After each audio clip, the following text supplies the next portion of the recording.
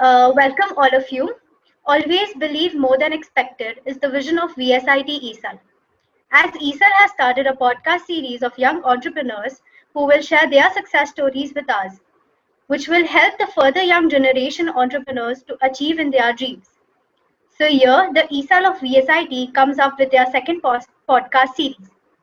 Good afternoon, one and all. My name is Zainab Kachwala, and I'm the Vice President of ESAL. And I welcome you all to our podcast series, Dreamers of Today and Achievers of Tomorrow. Our guests for today's series are the ex-students of Vidyalankar itself. Mr. Yash Kadakia, he's the founder and Chief Technology Officer at Security Brigade. And Mr. Akhil Dalvi, he's the Product Manager at Vista Rooms. So let's get started with this.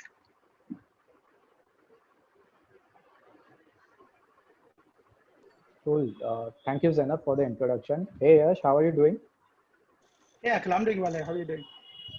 Good, man. So, how about starting with a brief intro about yourself and, what Security Brigade is all about? Sure. So Security Brigade is basically a security services company, right? What we do is, in a nutshell, work with different customers of different sizes and different geographies to help them protect anything that they have in terms of technology, right? So it could range from something as simple as servers and websites and mobile applications to hardware devices, to ATM machines, to telecom infrastructure. So it could be essentially anything with an IP address is the way we put it, right? So, I mean, that's what we do in a nutshell. Of course, there's a lot more to it essentially.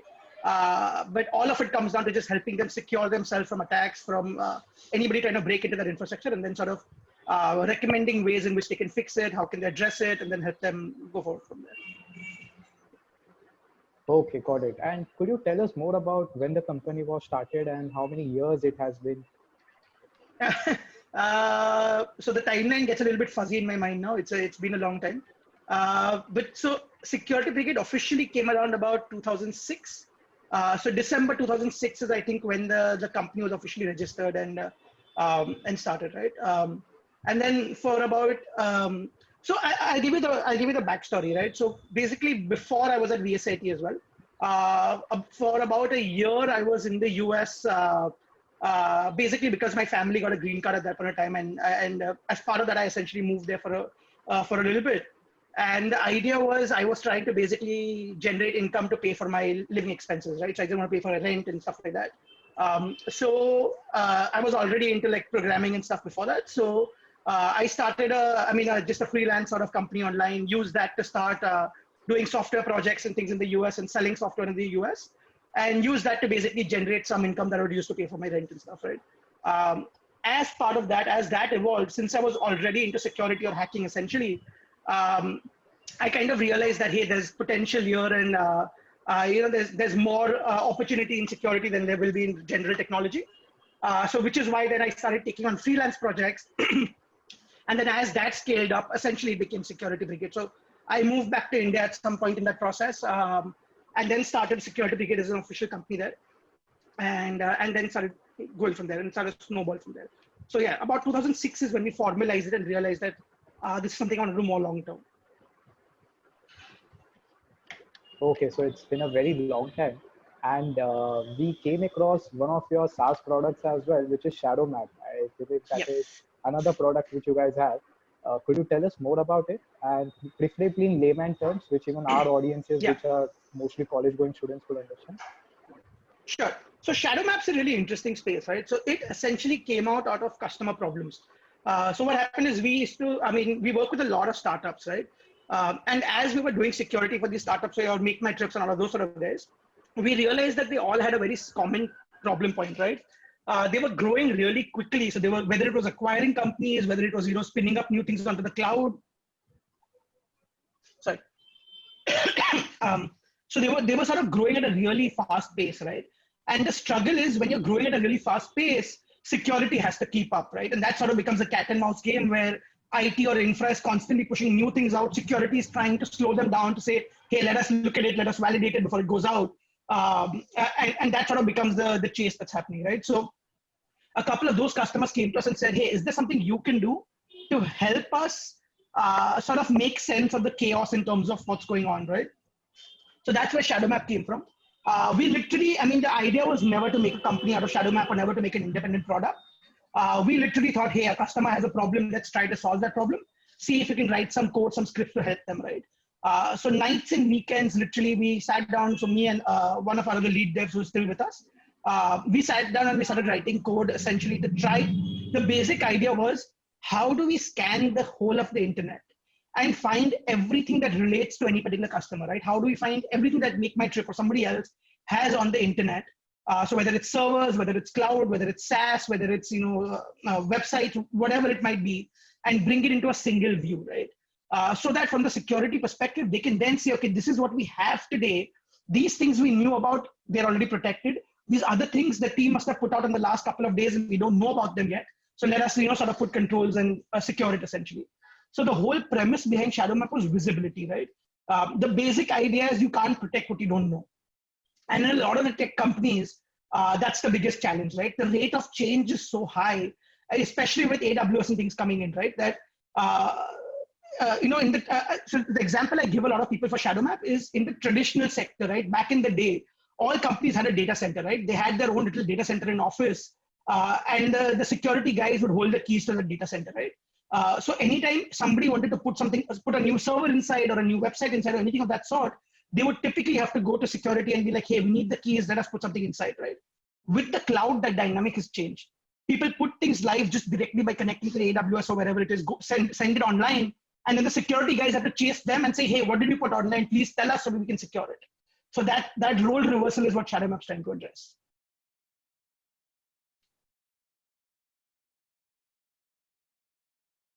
Akhil, you're on mute, I think. Sorry for that. So, my next question would be, how is it to be a SaaS founder, specifically in India? And I'm assuming most of your clients come for ShadowMap comes from Europe and US, right? Right. So SaaS in India is to a degree difficult, right? So for Indian companies, we don't really have that credit card purchase mentality. So I'll give you an example, right? So say, for example, last week we onboarded a US-based customer. He found our website from something that he was looking at online, right? Found our website, came, filled out a demo request, got a demo, and then shot an email back saying, hey guys, I've put it in for approval by mid-December, I'll have approval and we'll get the process started, right?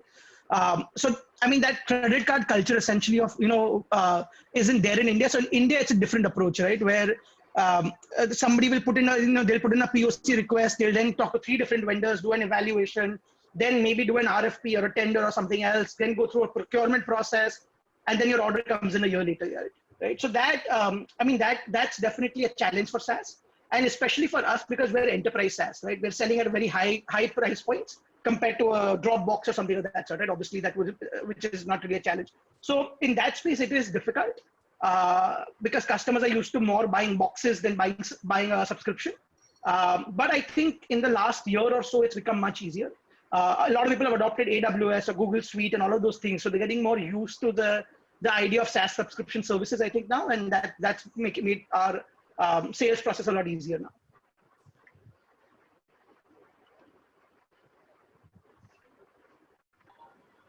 Got it. So another question which I had was, so I'm assuming since most of your clients come from US and Europe, are you guys permanently based out of there, or is it make in India and sell it abroad?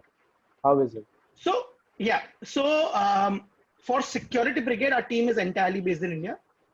For ShadowMap, we've structured ShadowMap as more of a global startup, right? So we've got folks all over the world for it.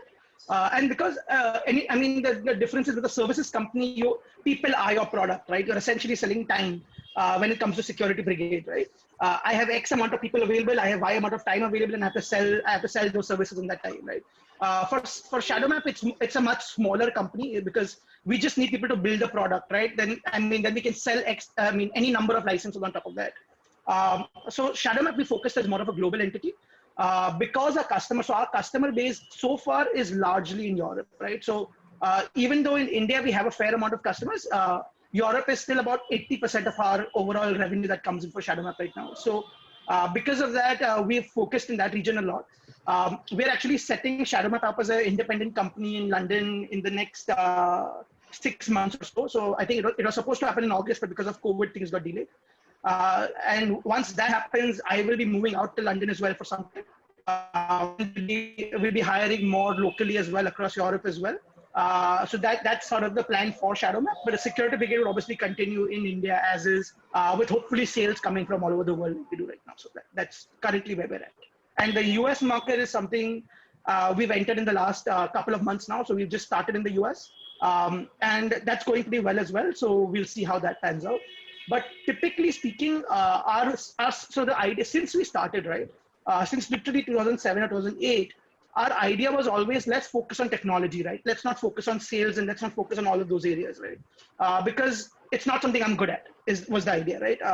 I mean, give me code, I'm really happy. Give me quotations, I'm really pissed off, right? So that's the basic premise. So what we've always done is, for sales, we always have partners. So around the world, we've tied up with different companies. So I mean, say for example, NetMagic in India or Tata Communications, or all of those guys, right? We tie up with them and we basically say, hey, let's work together.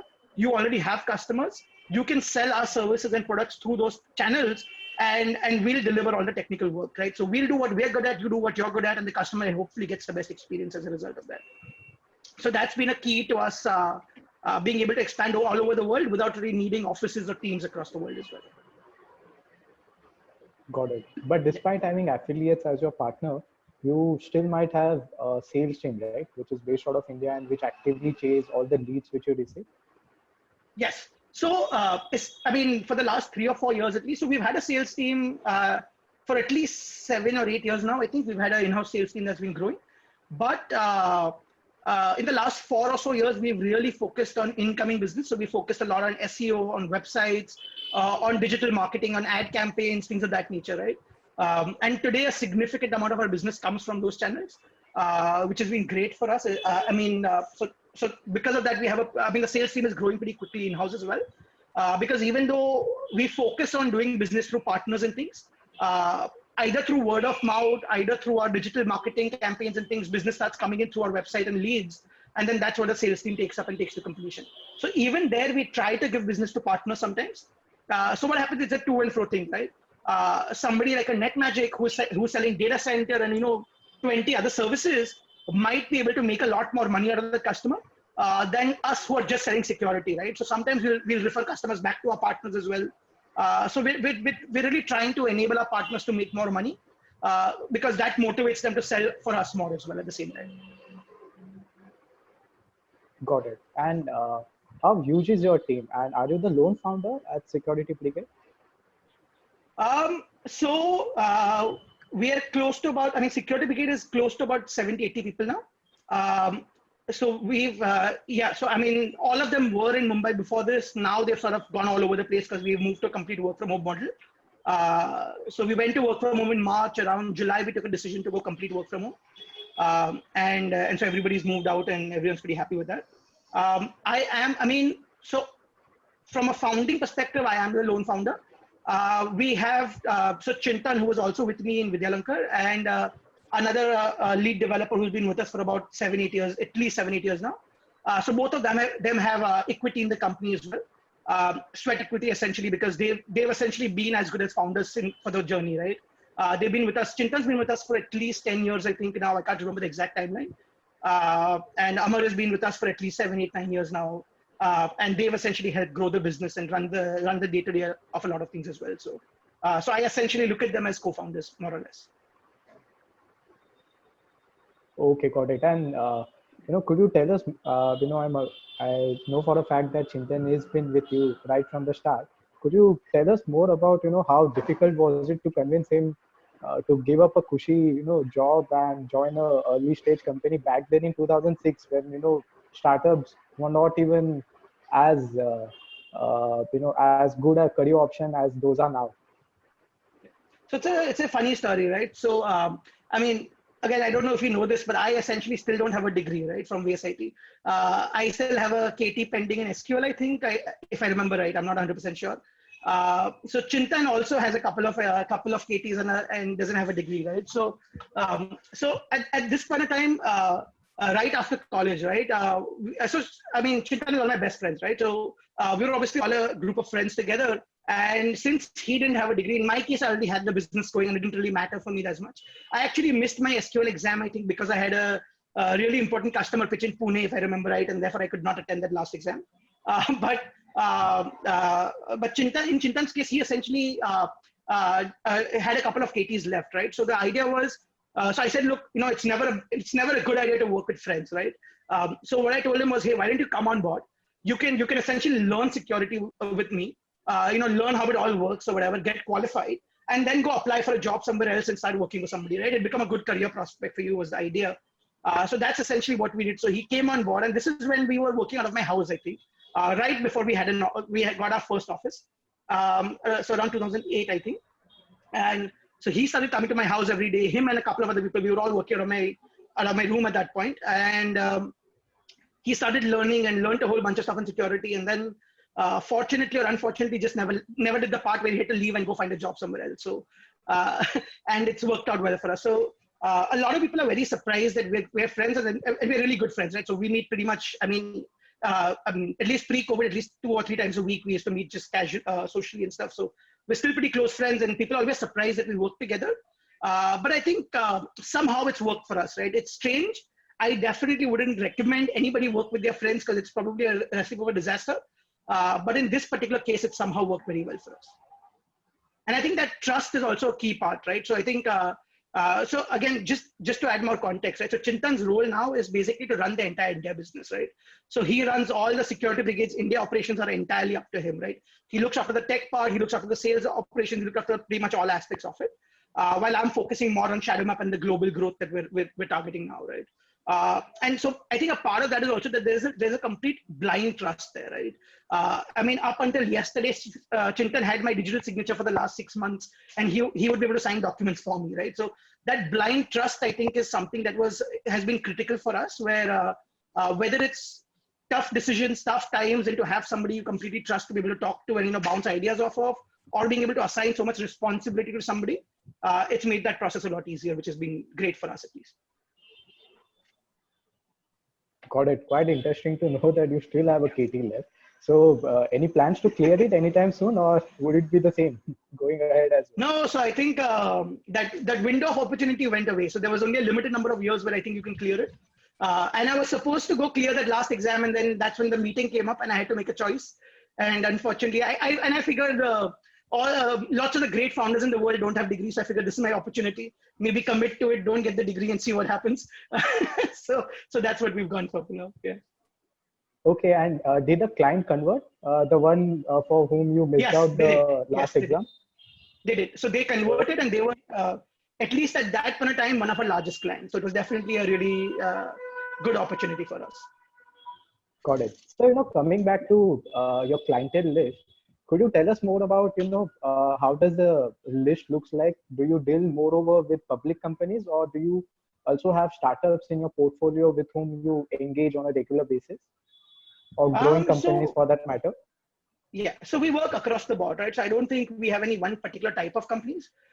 So our customers will include, everybody from your Mahindra and Mahindra group to a Swiggy or a Make My Trip, Far and Easy, and all those guys as well, right? So we range pretty well from large enterprises to government organizations, from MADA, Government E-Marketplace, GEM, Future Retail. So it's honestly, it's not any one sector or one particular type of client. Over the years, we work with pretty much also, we work with startups, we work with tech guys, we work with manufacturing guys, work with IT guys, we work with the BFSI guys. So it's pretty much across the board. And in today's context, almost everybody is looking into security, right? So it's not really limited to a particular space anymore. When I started in 2006, right, I remember my absolute first client was NASSCOM. My second client was Vodafone. Those are the two first clients that we had, right? And I remember at that point of time, that was your only set of clients, right? You could only go sell to the banks, or you could only go sell to the telcos, or those sort of companies. Today, I mean, we have law firms that are clients, we have hospitals that are clients, we have medical companies that are clients. I mean, manufacturing guys. Yesterday, we signed on a client that manufactures rope, right? I mean, today everybody has SAP, everybody has manufacturing operations that use computers. So that's sort of really diversified the kind of clients you work with now. I'm surprised at Got times, it. to be honest, right? So sometimes I'll see an email shoot by and a client will come on board who's somebody I really wouldn't expect to be a security client, and I'll sort of be surprised. But that's the direction the industry is moving, which is great. I mean, it's a great thing for everyone, I guess. Yeah. Got it. So we'll deep dive more into your business. But Zainab had some questions related to your college days as well. So Zainab, could you take over it? Sure, Kit. So Yash, I wanted to know about your college life. Could you please tell us more about your college life, your dreams back then? So my college life. So when I was in college, the company already existed, right? So that was the interesting part in terms of trying to balance the two. What was So if you ask my friends about my college life, right? For the first 1.5, 2 years I was there. The last year I wasn't there at all. Uh, the nice part was Ajit sir, the principal at the time, right? So I remember around my first year or towards the end of the first year, there was an article that came out in Hindustan Times, which is when the college sort of realized that I was running a business and things, right? They didn't know at the time. So then Ajit sir called me into his cabin at one point and said, "Hey, Yash, look, we really like what you're doing. It's really interesting, and we really want to support you in every way possible. So if you don't want to show up sometimes, if you want to skip lecture sometimes, we'll take care of it. Don't worry about it, right?" Which honestly was a huge relief because I mean it's incredibly hard, right? Because when you're starting a business, it's essentially a 20-hour a day job, and to go to college every day for 8 hours or whatever of that would be really difficult, right? So that was a huge relief. I think college allowing me to work more and sort of focus on the business. I think they had even offered me if I wanted office space in the office itself at that point of time, which was something that I think no other college was doing at the time, right? Which is really unique of them to do. So that, I mean, they were incredibly supportive in that sense, which really helped out. But as my results will tell you, right, I wasn't a great student at all. I mean, I scraped through pretty much everywhere that I did not get a KT. I pretty much scraped through. I did have a lot of KTs. So I mean, I was always more of a tech guy, more of a hands-on guy, and pretty much never a practical guy, right? I mean, never a theory guy. So even today, I have a horrible memory. I would absolutely suck at any exam I did versus actually being able to, tinker with something. So, but yeah, college life for me was absolutely, I mean, that 1.5 year was absolutely phenomenal. So, I mean, I met some of my absolute best friends there, so that I'm still extremely close to today. So that was definitely a huge advantage. The football team that we had back then was absolutely incredible. So that stuff was phenomenal for us, right? Even a lot of the senior batches that we had and stuff were really amazing. We're still in touch with a lot of them today. So that was pretty much that was a really cool experience. So back then you were working with Deadbolt companies, right? The computer technologies. So Deadbolt was the US based freelance company that I had that used to do software development. So that was so Deadbolt, I think, finished right before Security Brigade started. I believe is the timeline. Yes. But I think 2006 is when I think I started college, and 2006 is when the company started as well, if I remember right. Yeah. Okay. Yeah, because 2003, 4, 5. Yeah, so I think 6 or 7 is when I started at Vidyalankar, if I remember right. Because 2003 I got done with school. 2004, 5 I was in Mithibai. 2006 I was in the US, and then I came back. Okay. So did you always had a plan to start, like, to have your own startup in your or your own venture from your college days itself? So I'll put it this way, right? There wasn't much of a plan. So it honestly happened, right? So with Deadbolt Technologies, which was a software company, it was more about paying the bills, right? So I was literally just, I mean, I didn't want to be a burden on my family, so I didn't really want them sending money to pay for stuff. So the idea was just basically to pay rent, pay for food, and survive, right? So that was the intent. And then I remember distinctly, right? So we had at Deadbolt Technologies, we had a German client that we got on board. So I used to do a lot of security research work, and I used to publish online, write articles, write advisories and things. So one of those advisories got read by somebody who I'm still in touch with today, and he is now he's still part of the same company, but he's part of a really large retail company in Germany, right? So he was one of my first clients before Security Brigade actually started officially. But he, at that point in time, I remember distinctly, he emailed me saying, "Hey, how much time do you think it'll take to secure our website, right?" And I shot back saying, "I think it'll take 2 days or 3 days or whatever it was." And he agreed to pay about $1,200 a day, right? Which at that time was about 60,000 rupees a day. And I was absolutely blown away, right? I was just like, "Whoa, what's going on?" So it was more sort of a snowball effect, where that came in, and that money came into the bank, and my parents saw that and were like, "Okay, there might be something here, right? He's not just doing time pass online, right? There is something real here." So then Security Brigade came around, and my older brother, right, who's about 5 years older than me, he played a big role. So my parents actually were, my HSC grades were horrible, right? Absolutely not good. So my parents were pushing hard, trying to find some influence or something or other nonsense to put me into an engineering degree, right? Because they were really keen that he needs to go into engineering or whatever it might be. And my brother comes around and he's like, "Look, guys, he's clearly bad at studying. He's clearly bad at education, right?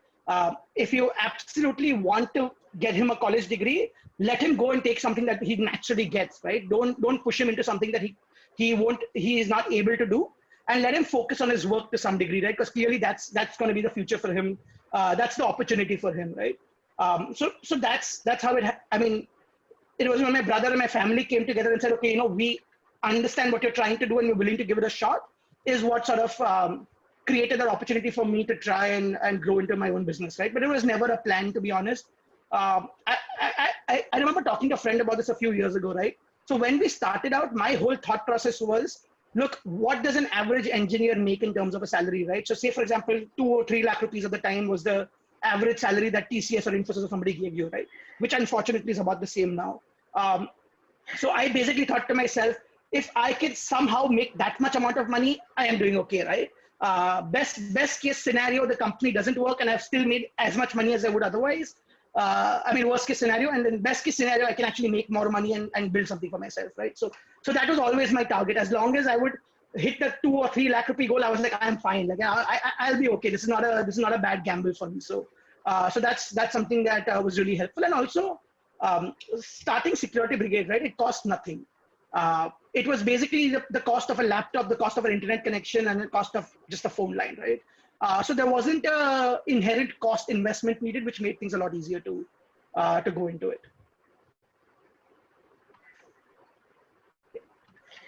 So would you like tell us more about the experience about the Deadbolt computer technology? How was the experience over there? How did the workflow motivated you throughout those 4 years, or how much ever work period you were there? So DB Tech was it was interesting, right? So it was it was just me. There was nobody else. It was a lot of I call it jugaad, right? I used to write software that helped marketers automate stuff for MySpace that used to be around at the time. So all of these things, right? So I literally, at DB Tech, I had no direction, right? I would do anything technology for work. It didn't really matter. Whatever you want me to write in terms of software, I'll build it, I'll deliver it. But what was interesting was, DB Tech is where I started my first SaaS business, right? Back then is what was SaaS at the time. So what had happened is I had built these series of softwares that people would like for marketing campaigns, and they would use them for marketing and things like that, right? So I built a small website, an e-commerce website using OS Commerce at that time, which used to be an open source tool. Put like a credit card processing thing via PayPal and all of that stuff, right? And put it online. And then it would be really funny, right? So I would wake up in the morning and I have an email saying, "Hey, 2 people bought the software. You've got $100 in your account." And that kept happening, right? And that was really fascinating to me, because at that point I would just be in college. I would just be going out for a walk or something, and then I'd get an email ping, and suddenly somebody's transferred money, somebody sent money out, right? So that was an absolute, to me it was a phenomenal experience at that point of time. So that was really interesting. But DB Tech, I think I learned a lot in terms of marketing, in terms of SEO, because since it was all an online business, I had to keep finding ways to generate money. So I had to push a lot on that front, and so that was really interesting as a learning opportunity. So was Security Brigade while you were working with the DB Tech, was Security Brigade behind your back, behind your mind, back at the mine? No, not really. So DB Tech, happened as, I mean, since I used to do freelance technology, I realized I started getting security projects. So then I sort of, when I came back to India, DBTech ceased to exist, right? And then I started freelancing, and that became Security Brigade. So Security Brigade, honestly, at no point of time was a plan, right? It was just It was literally, spontaneous. yeah, I mean, freelance customers started coming to us for work.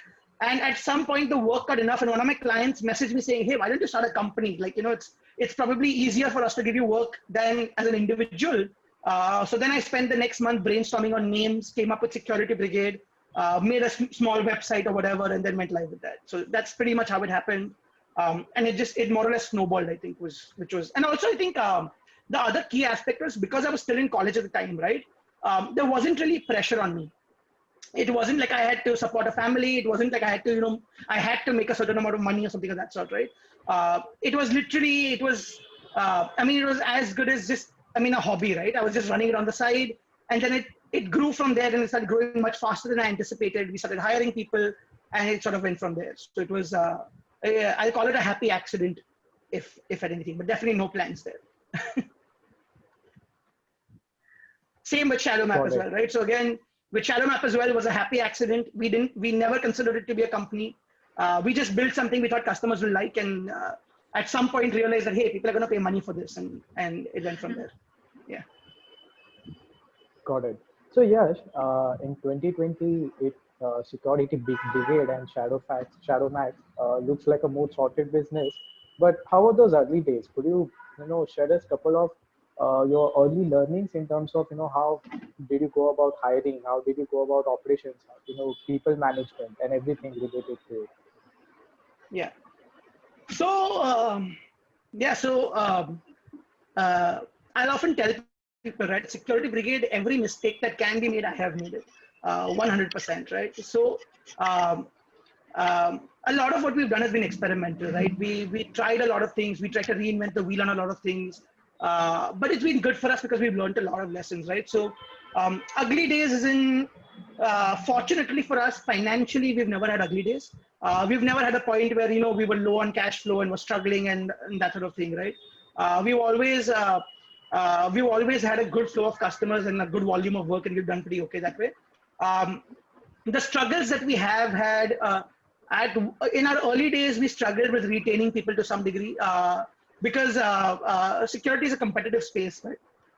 There's a lot of demand, a lot of market demand that exists, and it's hard to hire the right people. It's hard to give them enough freedom, right? So one of the things I personally struggled with was managing things, right? So again, because Security Brigade was something I built, it was hard to let go and give responsibility away to people, right? So that was definitely one lesson I've learned the hard way. Where I tried to do too much and I tried to control too much, and then people would get frustrated with their jobs. And that would obviously slow down our ability to move. And then at some point of time, I basically told my team, hey guys, this isn't working. We need to think about a better way of doing this. And then the idea was, let's just shut our eyes, hit the accelerator and see where we end up, right? So we stopped worrying about smaller things, gave people a lot of freedom and said, hey, do whatever you want that you think is best for your role or your company. And let's run with those things, right? And that's where Chintan came in as well, Amar came in as well, where they really took ownership of their departments, their teams, and started accelerating, which is where we were able to get a lot more growth, a lot faster growth, and that really worked for us. But yeah, in the early days, we struggled a lot with people management issues. As in, I joke with a lot of people when I say that, hey, ShadowMap is a SaaS company, so it solves a lot of my problems around people management and HR related stuff and all of that stuff that I absolutely hate dealing with, right? So ShadowMap solves a lot of those problems for me because it's SaaS, and I need a much smaller team to deliver a much higher revenue. But yeah, so that part, I think still today I struggle with that portion, but that's again one place where Chintan has played a huge role, right? So for as much as I struggle to manage people, he excels at it. And that's always been something that we've done, right? He has a lot of skill sets that are that compensate for a lot of areas for a lot of my shortfalls, and that's worked really well for us, right? So when it comes to technology, when it comes to innovating, when it comes to building things, R&D in terms of security, that's where I really excel. When it comes to managing teams, when it comes to consistency, delivering quality, things of that nature is where he really excels. So we've sort of found our balance in that way, right? Where hiring the right people has helped us solve those problems. But yeah, we struggle a lot with that. That's been a consistent challenge for us across the years. Okay, and now has the situation improved in terms of retaining folks which you have out there? So I think overall the situation has definitely improved. I think people are a lot happier in our working with us, and obviously. So yesterday, for example, we hired somebody who was recommended. At his ex job, his manager was one of the employees that we used to have in 2009 or 10. So he worked for us, then went for a Big Four. At a Big Four, he used to manage this guy. And when this guy wanted to change his job, he told him, "Hey, listen, go work for Security Brigade. It's one of the best experiences you'll have, right?" So I think that's something that we get a lot of, and that's really satisfying because nothing speaks better of what you do as a company or how you treat your people as a company than an ex-employee, recommending a friend or a colleague to go work for you, right? So I think that's absolutely phenomenal for us, and I think it's definitely improved in that sense. Obviously, there are still challenges, but I think since we've grown in terms of size, it's become easier as well, right? When you're a small company, there are challenges where work hours might not be the best. People have to, when we were I remember when we used to be a 10-12% company. This was about 4 offices ago. And what would happen is someday a client would come in with a large amount of work, and suddenly everybody would have to work, 20-hour days to deliver the projects, right?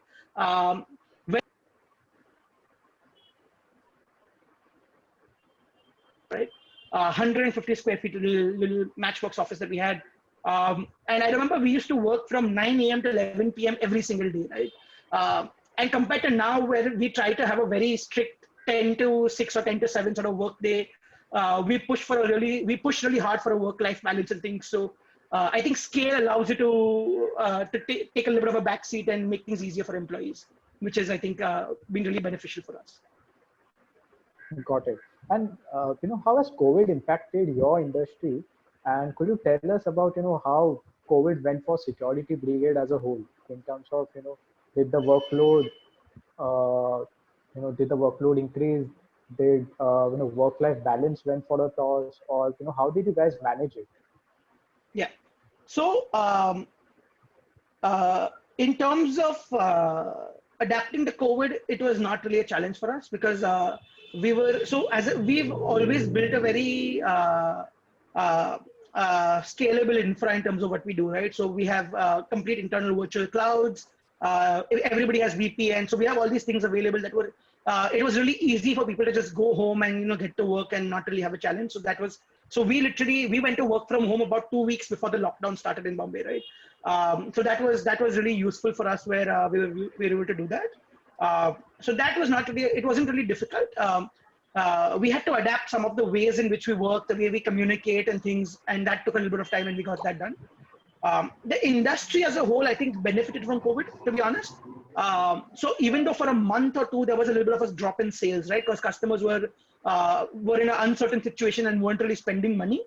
After that, we had a spike in sales, right? I think this month, our sales are about 300% whatever average sales that we have, right? So because as people move to work from home, as people have moved to more remote work, more remote access, people are spending more to secure that stuff, right? So that's been a huge opportunity for us, and we've been able to capitalize on a lot of it. But there have definitely been challenges, right? So we had a lot of COVID cases internally in the company. We've had at least about a dozen cases or so between our employees. So we had to really scramble to make sure that they get support and whatever they need essentially to help them through that. So those sort of things were definitely challenging. But otherwise, I think COVID has not really been a huge challenge for us so far. But yeah, we'll have to see how it goes going forward. So as we continue remote work, we'll have to see how that impacts us and how that goes and how well people are surviving. Because what's also happening, what's pretty funny, right, is a lot of our employees were not from Mumbai, right? So I think about 70-80% of our teams were not from Mumbai. They were from Delhi or Bangalore or Himachal, and all these places across India. And they had all moved to Bombay and lived here for Security Brigade, right? And once we went to work from home, all of them gave their houses up and all of them went back home. But all of these guys were used to freedom, right? Because they were all living alone, no parents, no families, no nothing. And now all those guys are again living in their hometowns with their families. So they were all, every week we have a stand-up meeting, and they're all like, yeah, Yash, sir, कुछ भी करो, वापस बुला दो sir, पक गए हम लोग घर पे बैठे बैठे.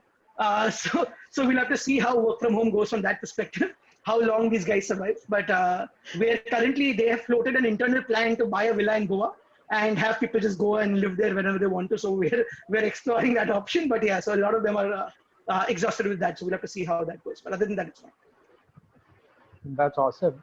And so what are your personal views on remote working? I mean, is it something which you feel has affected your productivity, or is it something which was already in culture of Security Brigade, since since there were a lot of clients which you already had in Europe and US, which you were catering out to being located in India?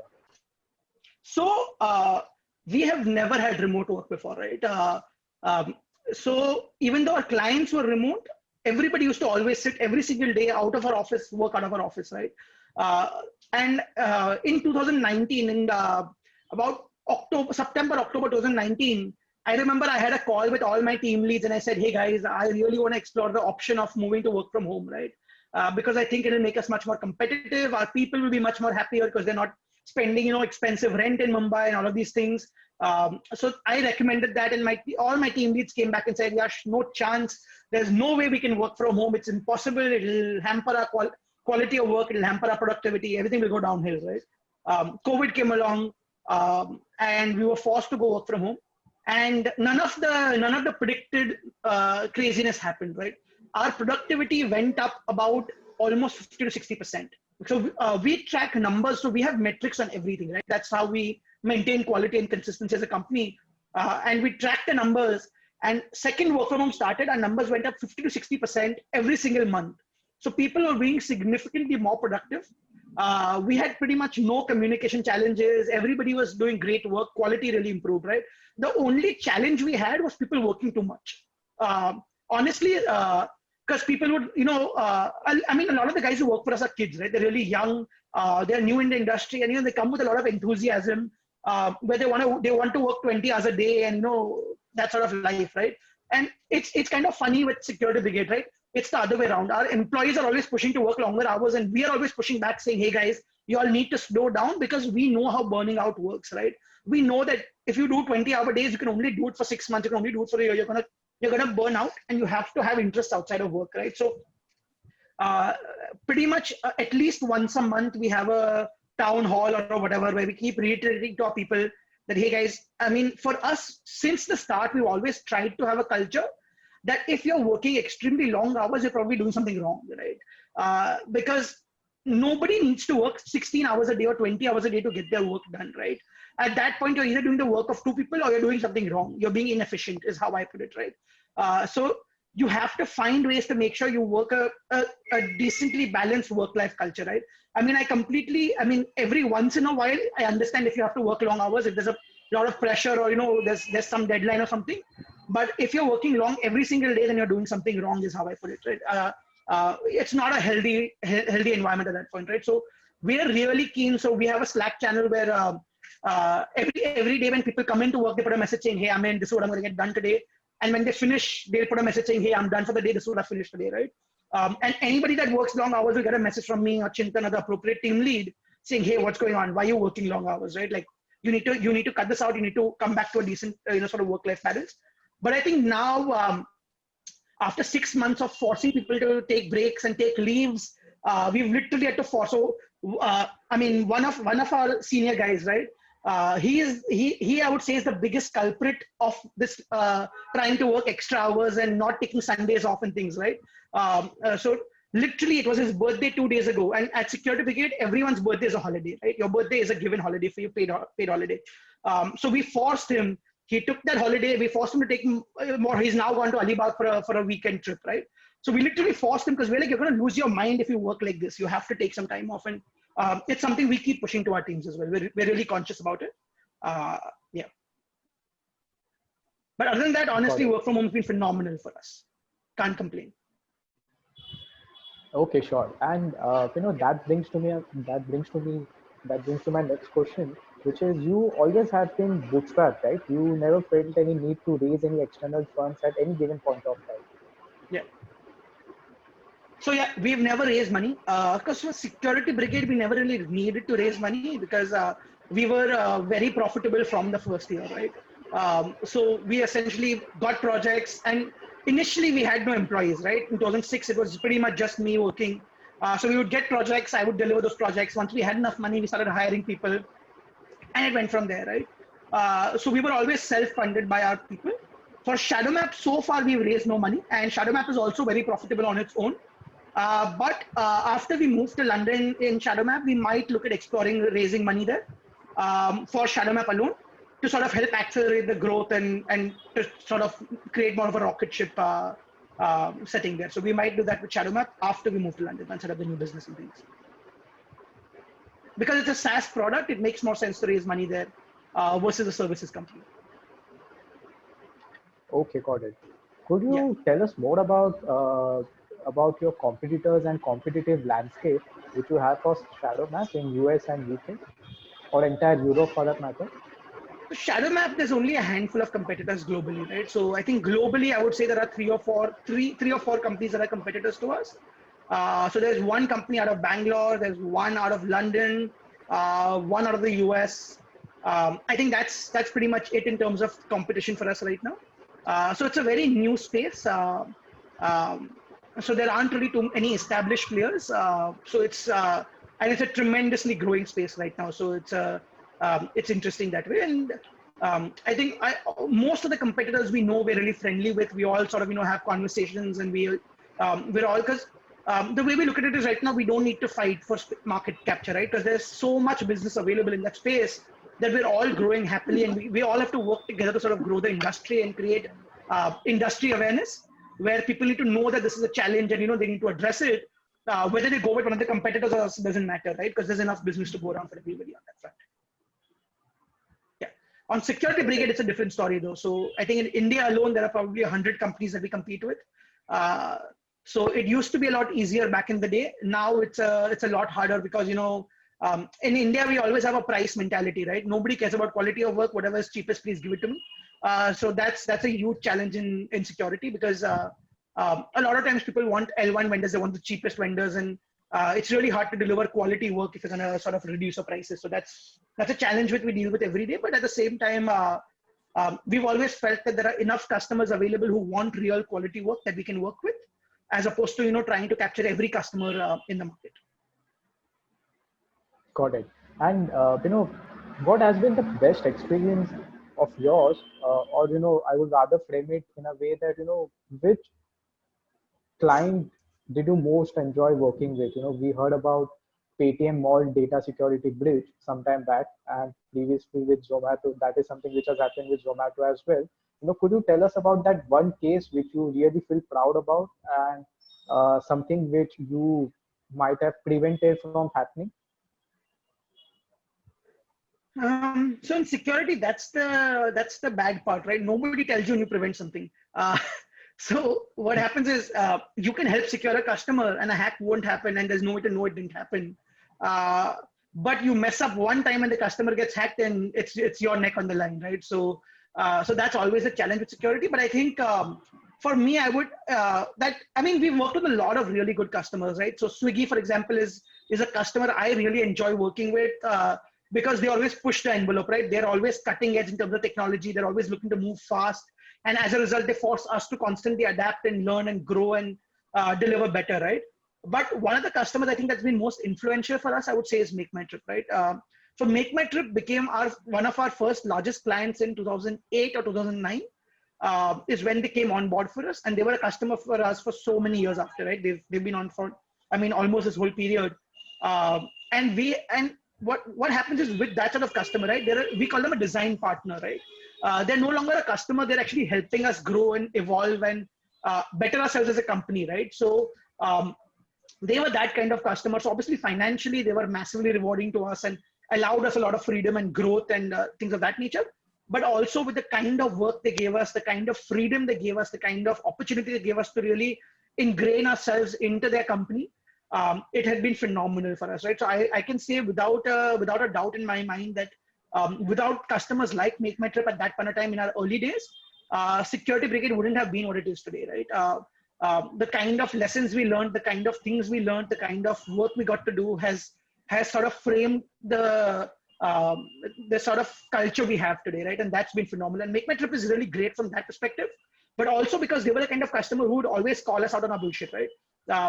Anytime you happen to do bad work, or some consultant does a bad job, you would be sure that MakeMyTrip would send an email out the next day saying, hey, this was messed up, right?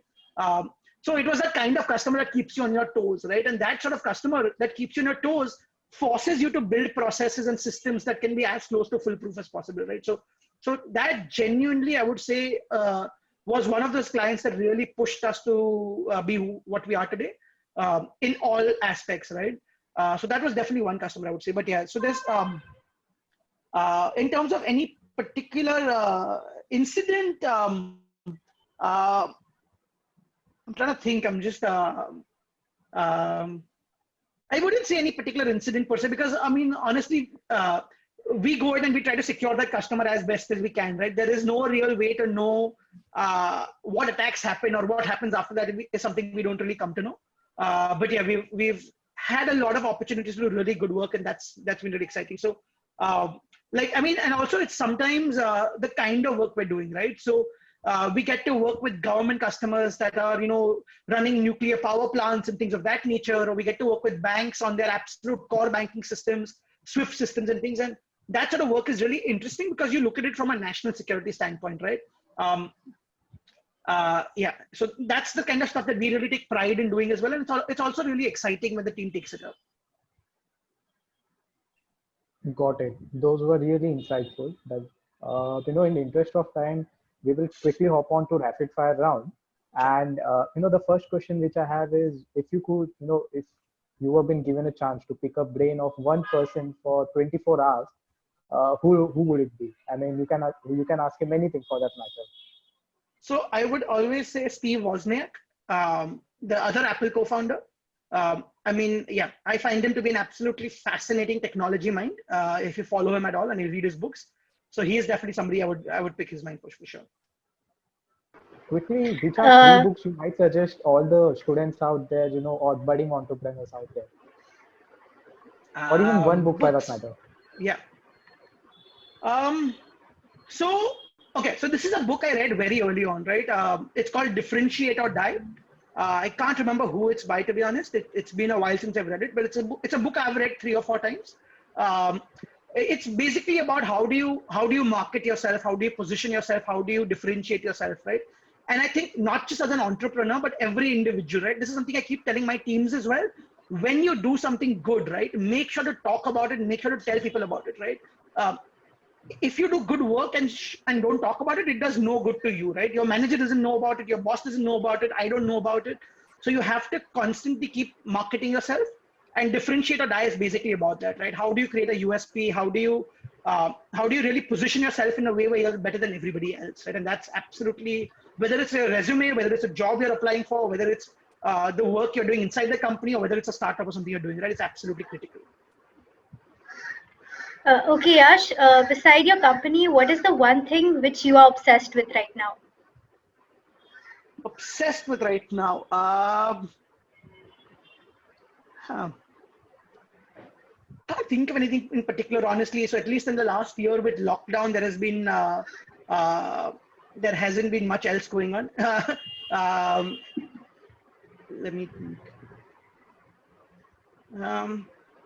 No, so nothing that I can think of, honestly. So I've been pretty hammered into work recently now, at least with all this stuff going on. And with Shadowmap Security Brigade, there's pretty much 0 time left. In the next month, we are expecting our first child.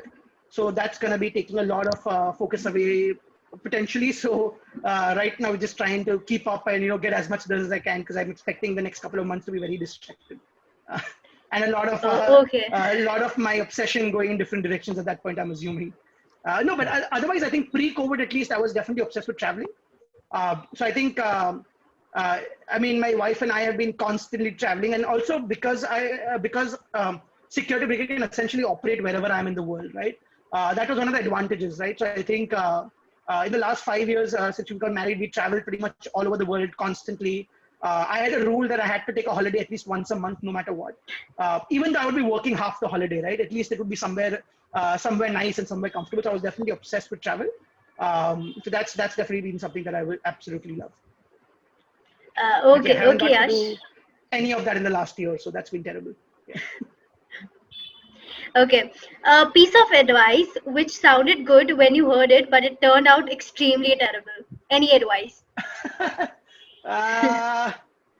Terrible. I'm trying to think of something.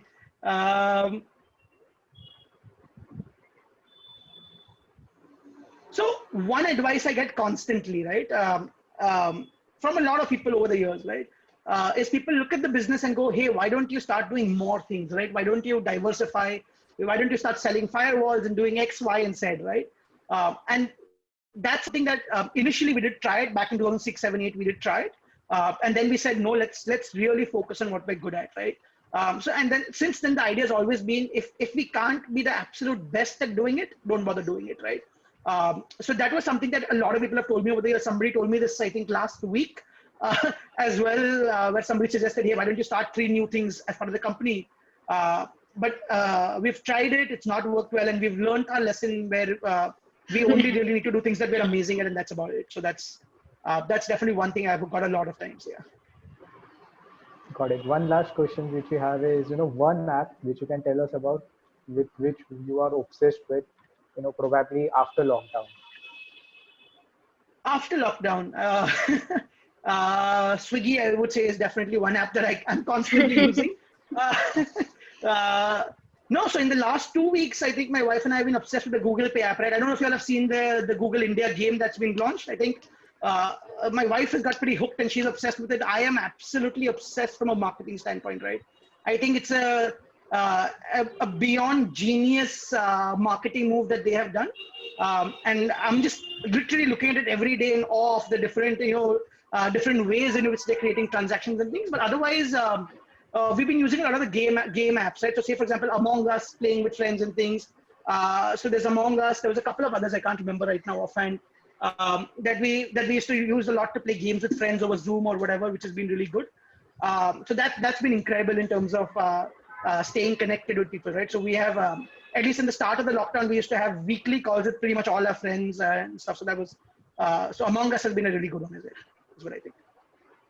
Okay, Yash. We have one more question with you.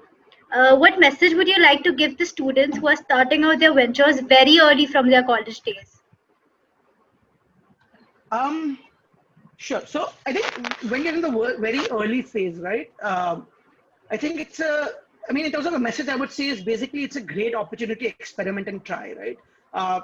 There is no better time than that time to fail at something. Because you don't really have the external pressures of the world, right? You don't really have the external pressure of paying rent or, X, Y, and Z pressure that comes in, which for me personally was a key factor in Security Brigade, right? If I had to go and start a new company today with a wife and family and all of this, it would be difficult and you would have to be really sure, right? So I would say this is definitely a great time to go and try something out, whether it's starting a new business, whether it's a startup, whether it's joining a job that seems less than ideal, right? Whether, I see a lot of cases where parents will push kids into, please, right out of college, go take that Big Four job or go take that job at TCS or Infosys or whatever, while ignoring startup jobs, right? I would say this is the time to experiment. Go work somewhere that you think is risky. Go do things that are risky right now, right? Because this is the time you can try and fail, as opposed to later where it gets much harder. And go take some gambles in life and see if some of them work and some of them don't, but nothing else, you'll have a good story to tell and hopefully some lessons learned as well. It was great with you, Yash. So we would like to end the session. Very big thanks to our today's guest and all the audience and people listening out there on us. Thank you so very much, Yash and Akhil. Your presence really made a great effect. Once again, thank you, one and all present here. Thank you, Yash. Thank you, Akhil. Thanks, so before we wrap up, just Yash, since this podcast will be heard by a lot of students, do you guys at Shadow Map or Security Brigade Sorry, have can you just repeat the last part? Yes. So since this part, Yeah. Yeah, so so since this part, we are sorry. I actually missed that for a second, but I've got it now. So we are hiring. We have positions open across Security Brigade, across Shadow Map, pretty much on all fronts, right? So we're hiring business, we're hiring sales, we're hiring tech, devs, security guys across the board. Interns, we do take some interns on. So we prefer not to take unpaid internships. So as a policy, we only take paid internships and things because I think it's only fair, right? So we do have, we do have opportunities, and especially when good candidates come along that are still studying or something, we're really open to taking them on for a few months. So anybody that wants to apply, please feel free. For Security Brigade, there's a careers website. For Shadow Map, you can just shoot out to careers@shadowmap.com. So we're pretty much really aggressively hiring right now.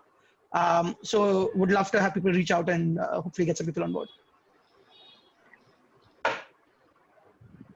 sure, we'll spread this message. And lastly, thanks for your time today. It was great having you on this Absolutely. podcast. Absolutely, guys. It was great talking to both of you.